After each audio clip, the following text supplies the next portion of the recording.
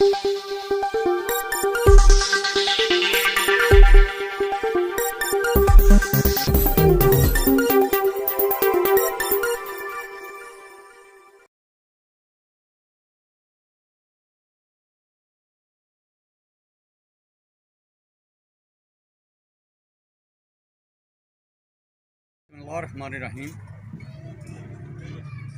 Fair alliance movement का क़याम वो इस तरीके से अमल में आया कि जब माली लेन देन में बहुत ज़्यादा खराबी पैदा हो गई तो एक ग्रुप ने ये सोचा कि इस तरह बिज़नेस का काम नहीं चलेगा। उन्होंने कर्नल इशफाक साहब की मौजूदगी में और उनकी सदारत में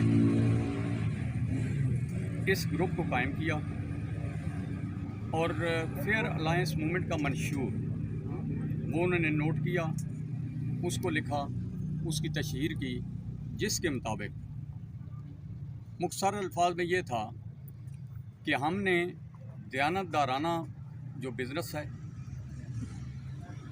उसकी हमायत करनी है, उसके साथ खड़ा होना है, सच के साथ खड़ा होना है, इंसाफ के साथ खड़ा होना है और किसी भी माली बेज़ाब्तगी जो है उसका साथ नहीं देना।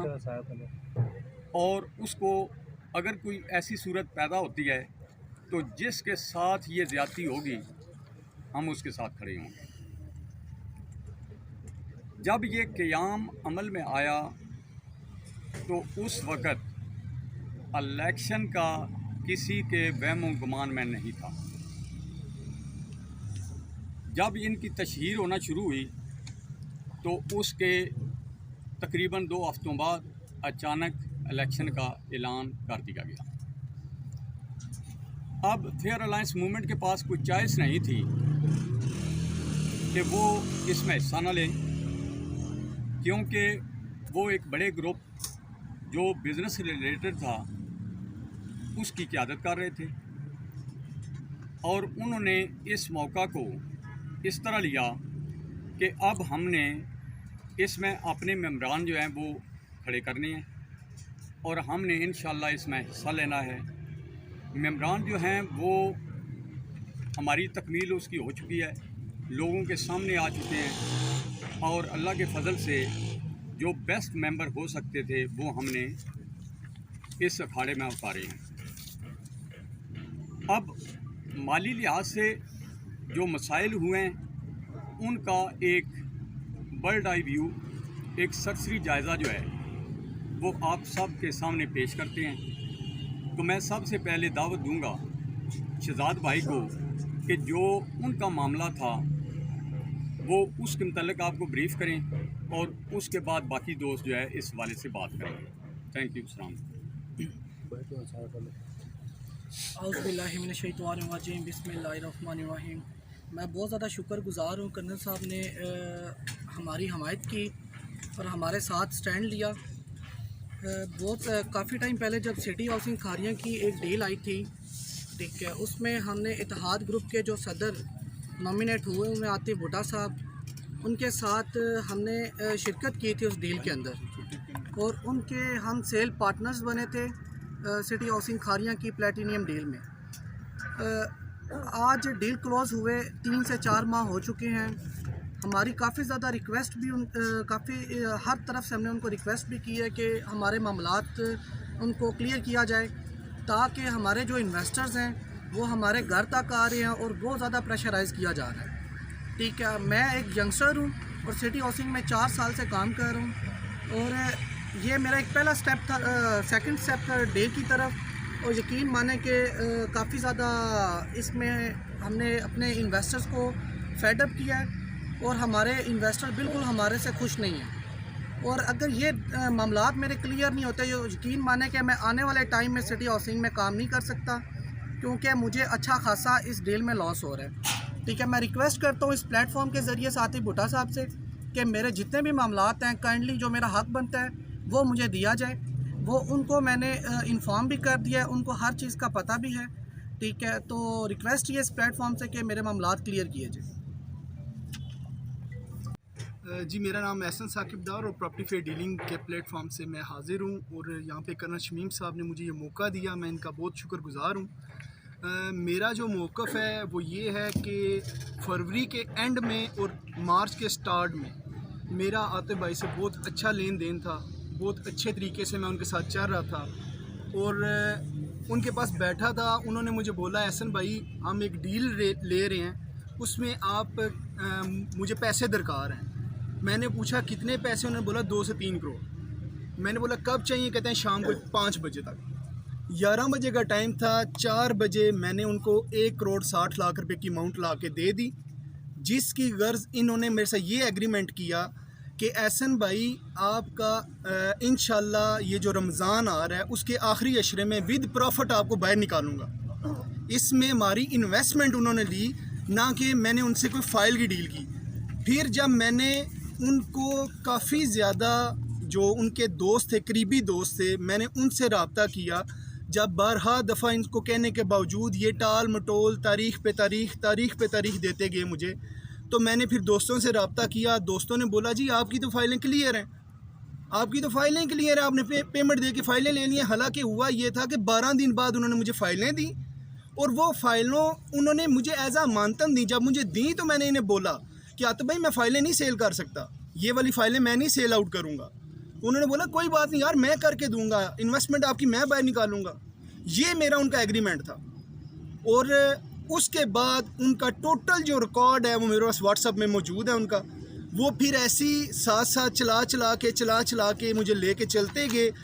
10 महीने का टाइम पूरा हो चुका है, वो मुझे स्टिल आज फिर 15 तारीख दे रहे हैं कि 15 तारीख को आप अभी खामोश रहें, 15 तारीख को इंशाल्लाह हम आपको पेमेंट दे देंगे।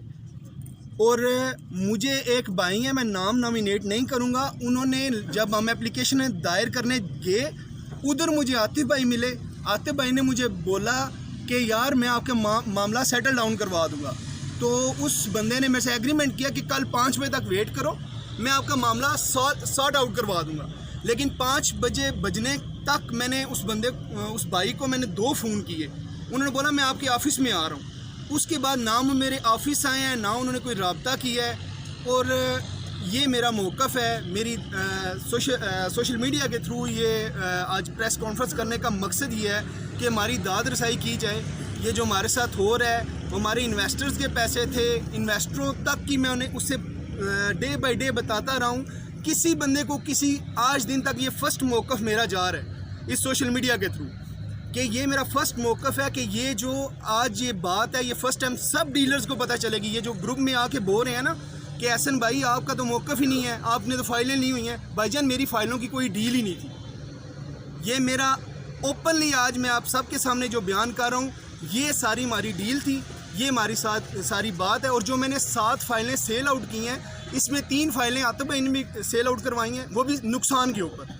और बाकी जो फ़ाइलें मैंने सेल आउट की हैं उसमें पर फ़ाइल में मुझे 70,000 रुपये का लॉस है।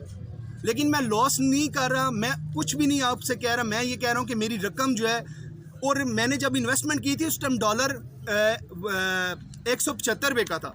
आज डॉलर किस रेट पे है उस वक्त की आप काउंट कर लें कि उस टाइम की रेट क्या था और आज उस की वैल्यू क्या है। और मुझे अब ये मेरे पैसे प्लस जो प्रॉफिट है ये मैं डिमांड करता हूँ कि मुझे पूरा किया जाए। Thank you very much. माजरत के साथ जो मैंने इनके साथ की थी वो एज ए इन्वेस्टमेंट थी। मैंने फ़ाइल की मद में इनके साथ इन्वेस्टमेंट नहीं थी की। जो अभी ये मार्केट में इन्होंने शोशा छोड़ दिया है कि एहसन भाई ने फ़ाइलों की मद में पैसे दिए और फ़ाइलें ले ली, इनका तो कोई केस ही नहीं बनता। तो मैं ये ओपनली अब बोल रहा हूँ क्योंकि अब मार्केट में जो आ गए हैं तो फिर ओपनली सारी बात होनी चाहिए, टेबल टॉक हो या जो भी हो। ये ओपनली मैं बोल रहा हूँ कि इन्वेस्टमेंट दी थी, प्रॉफिट के साथ इन्होंने मुझे रिटर्न करनी थी। और अब जो 10 महीने का प्रॉफिट भी लगेगा वो भी इंशाल्लाह मैं अपना मुतालबा रखूँगा कि मुझे वो भी प्रॉफिट भी मिलना चाहिए। ठीक है, ये मेरा मौक़िफ़ था। और इसके बाद हमारे उमर भाई से ग्रुप में एम्स प्रॉपर्टी वाले मुख्तलिफ़ किस्म की बातें कर रहे हैं जो सरासर गलत बातें हैं और मेरी स्टेट फैज़ रियल स्टेट को वो बदनाम करने की कोशिश कर रहे हैं। फैज़ रियल स्टेट ने आज तक जितने भी डीलर भाइयों के साथ काम किया है अल्हम्दुलिल्लाह नीट क्लीन काम किया है और इंशाल्लाह पूरा सिटी हाउसिंग इस चीज़ की गवाही देगा।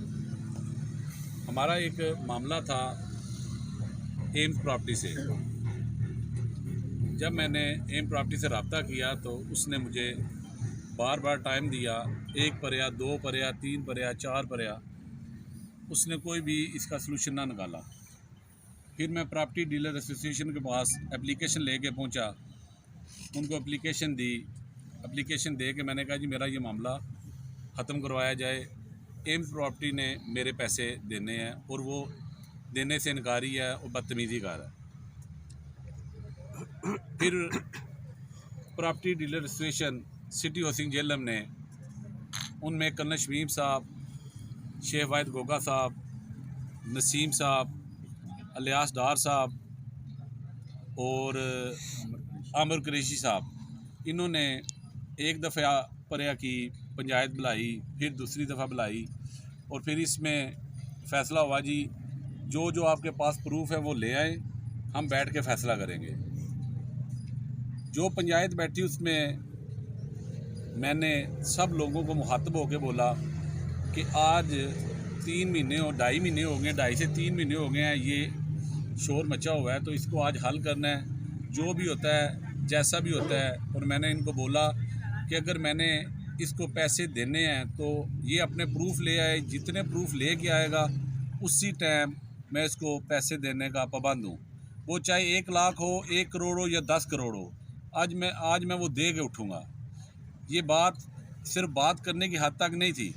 ये जो बंदे नुमाइंदे उधर बैठे थे पंचायत में, उनसे मैंने बात की और ये बात हक और सच पे मबनी थी।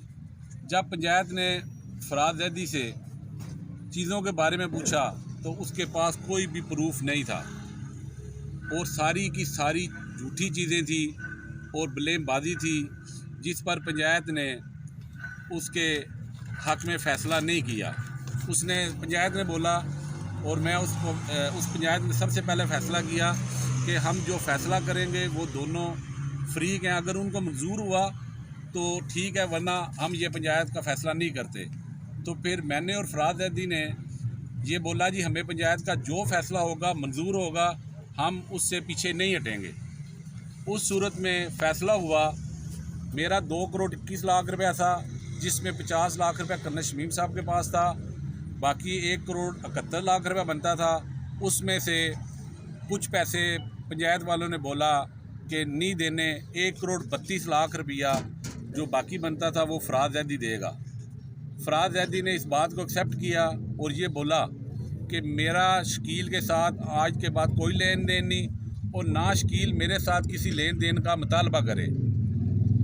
इसके बावजूद कि मैंने फराज जैदी लोगों से और भी पैसे लेने हैं, पर मैंने पर्या की फ़ैसले को आमीन किया और मैंने उससे कोई भी अपने पैसों का मुतालबा नहीं किया, इसलिए कि पंचायत ने फ़ैसला कर दिया था और वो फ़ैसला मेरे पास लिखा हुआ है। ये वो फ़ैसला है जिसमें साफ साफ लिखा हुआ है कि ये मामलात हमारे क्लियर हैं।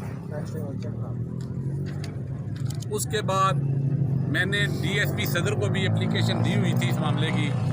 डीएसपी सदर के पास भी जाकर उसने कहा, डीएसपी के 1200 के स्टाम्प पे ये फ़ैसला लेके आए।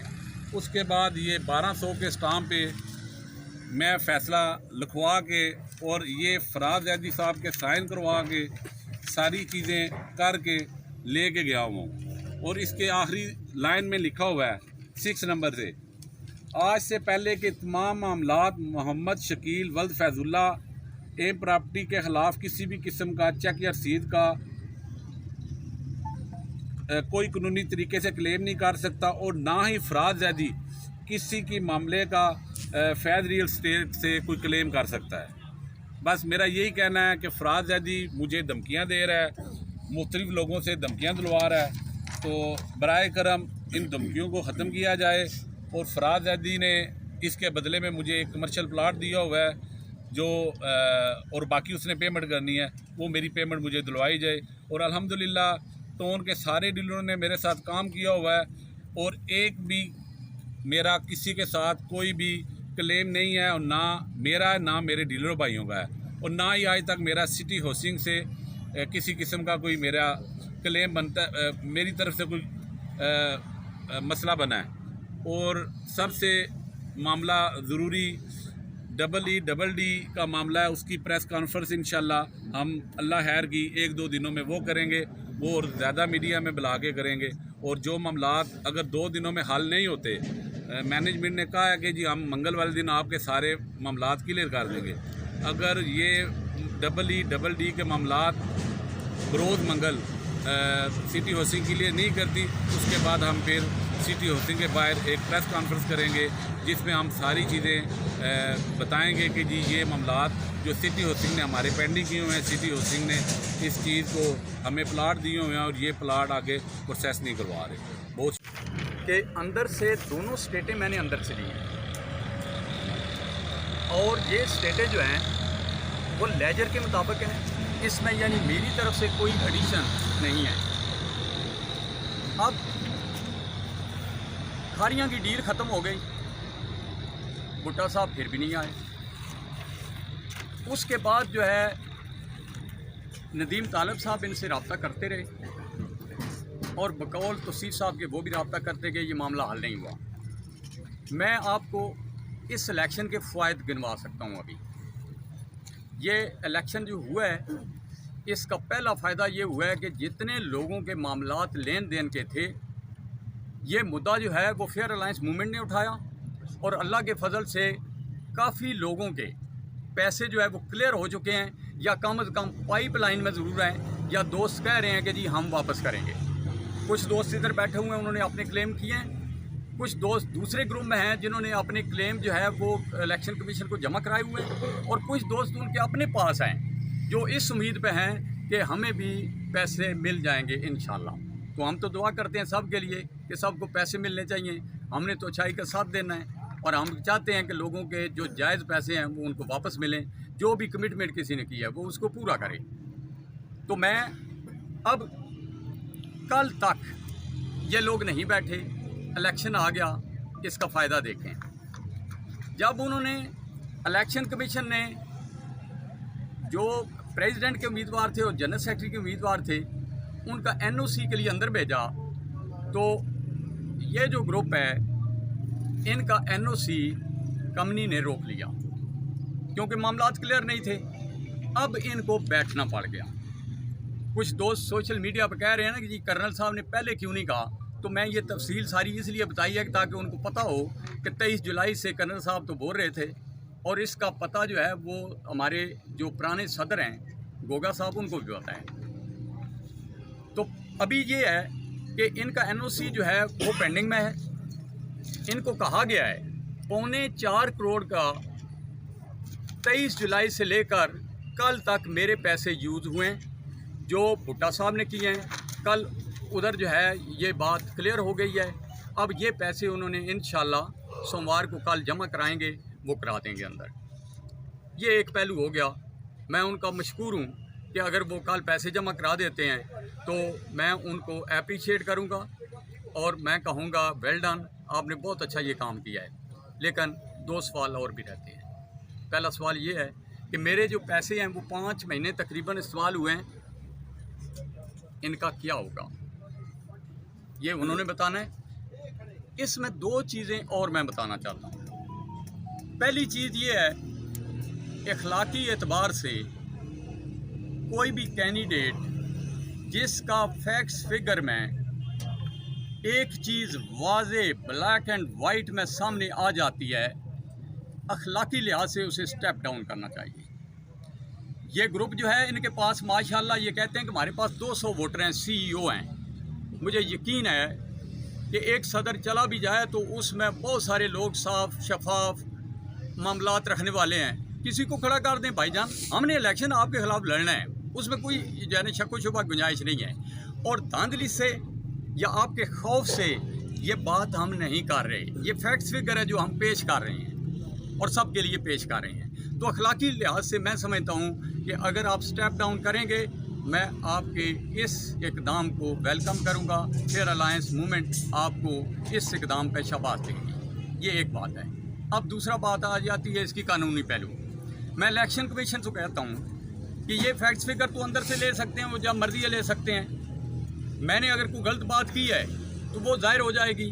मैं फैक्ट्स फिगर की बुनियाद पर कह रहा हूँ कि आपको अब इनको इलेक्शन लड़ने के लिए जो अहलियत का मेयार है उसमें इसकी रोशनी में जांच लें और फैसला आपने करना है कि क्या आप इस टाउन में चाहते हैं कि दयानतदारी की तजारत हो या ना हो। ये फैसला आपका है, ये फैसला अवाम का है। और मैं वो वोटर जो बेशक हमारे ख़िलाफ़ भी वोट डाल रहे हैं, मैं उनको भी कहूँगा कि अगर आप इस सच्चाई के साथ स्टैंड नहीं करते तो जनाबे वाला कल आपके जो भी मामलात होंगे उसमें रोना नहीं है, उसमें आपने सच का साथ नहीं दे रहे तो कल कम अज़ कम आप किसी को ये नहीं कह सकेंगे कि हमारे साथ ये धोखा हो गया है या हमारे साथ ये ज़्यादती हो गई है।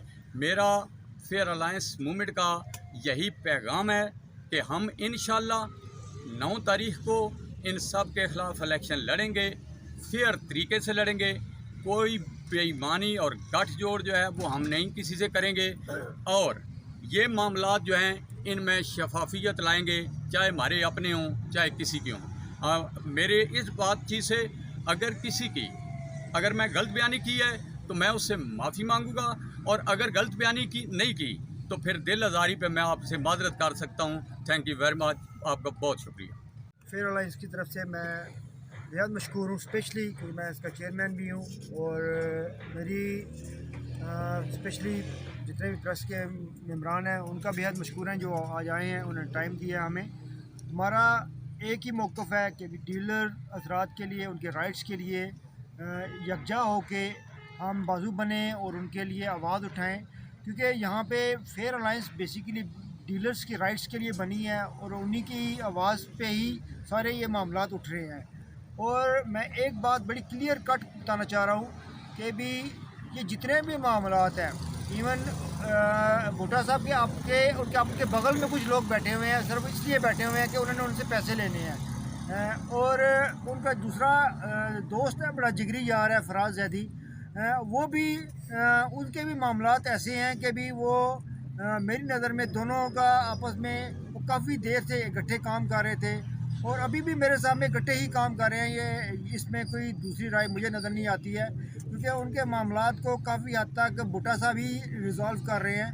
तो इसका मतलब है कि भुट्टा साहब जो है वो भी फराज जैदी के पैसे इस्तेमाल कर रहे हैं और फराज जैदी ने जो पैसे लोगों के होल्ड किए हुए हैं उनमें ये दोनों ज़िम्मेवार हैं। क्योंकि यहाँ पे एक बात क्लियर कट है कि भी यहाँ पे जितने भी इन्वेस्टर्स हैं या डीलर्स हैं वो इन्वेस्टमेंट कर रहे हैं सिटी हाउसिंग का ब्रांड देख के, सिटी हाउसिंग की डेवलपमेंट देख के, और ये लोग सिटी हाउसिंग की साख को ख़राब कर रहे हैं। जो एक गुडविल बनी हुई है सिटी हाउसिंग की उसको ख़राब कर रहे हैं। हम ऐसा इन्वायरमेंट बिल्कुल नहीं चाह रहे कि यहाँ पे इन्वेस्टर ना आए और ये चंद बंदे हैं जिससे पूरी सोसाइटी नौसरबाजों की सोसाइटी चला रही है। तो हम ऐसा माहौल बिल्कुल नहीं चाहते। ये 1-2 बंदे हैं जिससे पूरा तालाब गंदा हुआ है। तो हम और यही लोग आगे से कोशिश करें कि हमें लीड करें। ये कैसे लीड कर सकते हैं कि इनके अपने मामलात, इनकी अपनी जो तरजीहात हैं वो डिफरेंट हैं। वो अब सेल्फिश लोग हैं, सेल्फिश लोग कैसे आपको लीड करेंगे। और मैं वंस अगेन अगर ये इस तरह के मामलात ना हुए तो हम इंशाल्लाह कोर्ट में भी जाएंगे। ये नहीं है कि भी वो अदालत के दरवाजे भी हैं। मेन है कि इन लोगों को हमने राइट्स लेके देने हैं, इन लोगों के जो इनका बेनिफिट है, क्योंकि ये कमिटमेंट करते हैं और बाद में उस कमिटमेंट को फुलफिल नहीं करते। उनको मजबूर करके जो डील्स इनकी डेड हुई होती हैं, एक डील होती है उसके 1 माह ज़्यादा चलती है, उसके बाद वो डेड हो जाती है। तो उस डील के फिर जो बकायात आते हैं वो उठा के जो इन्वेस्टर्स होते हैं उनको दे देते हैं, यार ये उठा लो। वो इसलिए तो नहीं बैठे हुए कि भी बकायात के लिए, वो बैठे हुए हैं कि उनको रिटर्न क्या चाहिए। अगर 4 करोड़ के साथ उन्होंने 1.25 करोड़ कमिटमेंट की है, इनको 1.25 करोड़ देना चाहिए या 4.25 करोड़ देना चाहिए। ये असल कमिटमेंट है। अगर उनको साथ कमर्शियल की कमिटमेंट है तो कमर्शियल भी उनको देना चाहिए। तो मेन है कि भी जब इनको नज़र आता है कि पैसा, क्योंकि पैसा कमाना या बांटना इनको नहीं आता, कमाना आता है इनको, बांटना नहीं आता। तो ये लोग हमारी नज़र में एलिजिबल ही नहीं है सदारत के लिए। हाँ यहाँ इनको अगर आते हैं तो हम इनके साथ डट के मुकाबला करेंगे और 9 नवंबर को इंशाल्लाह फेयर अलायंस ही जीतेगी और इनको हम टक्कर का मुकाबला देंगे इंशाल्लाह। बहुत फेयर अलायंस मूवमेंट जिंदाबाद। नाज़रीन, अगर आपको हमारी ये वीडियो पसंद आई है तो बेल के आइकॉन पर क्लिक करें। मज़ीद अच्छी मालूमाती वीडियोस देखने के लिए हमारे चैनल को ज़रूर सब्सक्राइब कीजिएगा। देखते रहिए पाल।